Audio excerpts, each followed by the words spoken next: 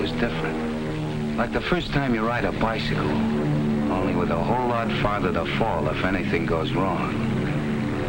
Nothing did, though. Not with those troop carrier guys at the controls.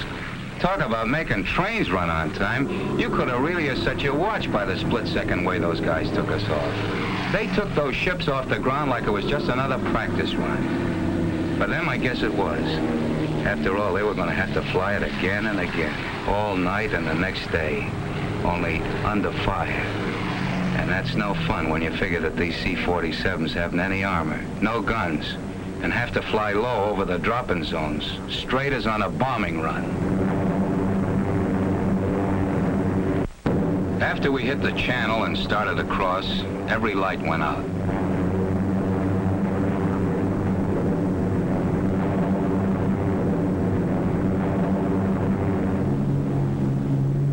We had no idea where we were when we got the order to stand up and hook up. That came so quick we didn't have time to do much thinking before we were over the side and starting that 400-foot drop into France. Thousands of us.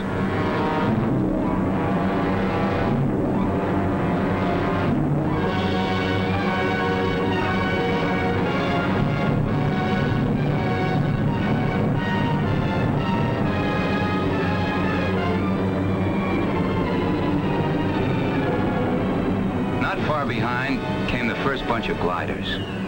It seemed forever before they hit the ground. They were like clay pigeons for the German snipers. The glider pilots really had their hands full bringing those babies down in the dark that way. There were darn few signal lights to help them find their way.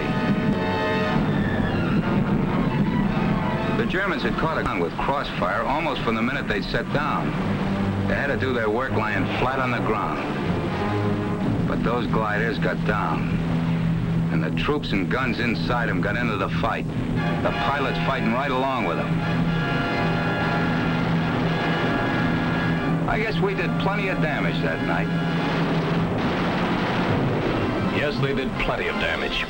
Blocking road junctions, knocking out bridges, capturing fields for airstrips, and all the while, out in the channel behind them, Navy guns kept slamming away at the beaches, softening things up for the big push that would begin at dawn, clearing the way for the biggest invasion in history, the greatest movement of men and supplies.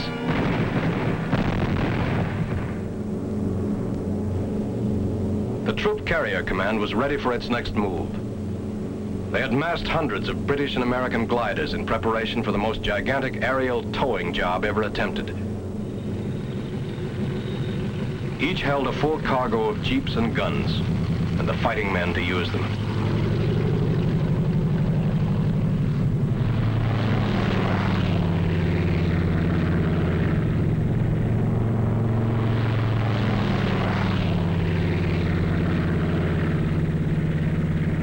The lives and success of those who were already in France depended on the flight of this vast armada. They were greatly outnumbered and desperately needed these reinforcements. How they got them, a story of two-way air traffic and an unbroken chain of planes and gliders stretching from England to France and back again, is best told by a man who was a part of it all. Maybe we glider pilots didn't show it, but we were as excited over flying across that English Channel as Blériot must have been when he flew it for the first time, years before most of us were born. He didn't have much of an airplane under him, but then there weren't any German guns waiting for him on the other side. We did a bit of wondering about those guns as we started out over the Channel, and the lighthouses of England began slipping away beneath us. And what about the German Luftwaffe? This was its big chance. Our air forces had established air supremacy, sure. We had a regular umbrella of fighters over us. But if there was ever a time the German flyers would try anything to break through, this was that time. But we never saw a German plane. Approaching the French coast, the ack-ack and gunfire seemed harmless and far away. For those who were right in it, it was different.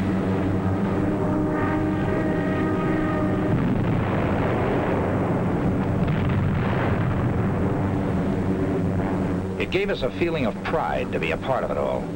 Looking down at those men on the beaches of Normandy. We felt a little guilty, too, sitting up over them. not even getting our feet wet.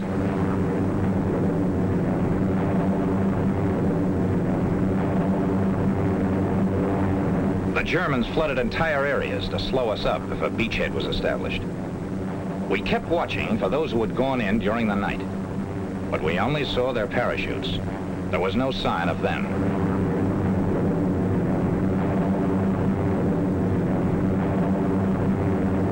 The first glider, we'd find out pretty soon what had happened.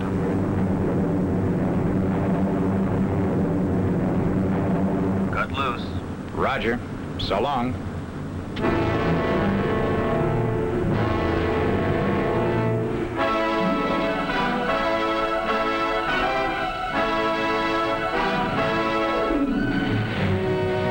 We stretched our glides as much as possible.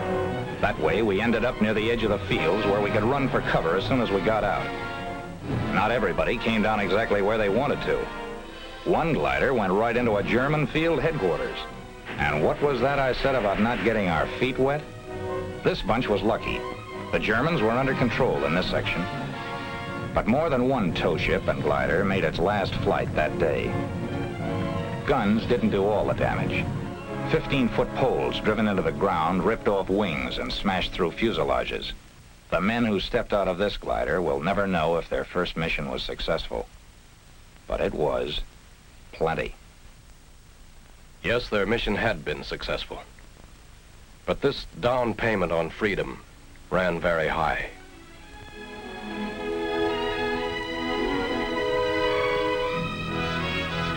These broken wings served the highest purpose. They carried an army into Normandy. An army which spearheaded the Allied invasion, carried the fight for freedom right to the front door of those who had challenged it.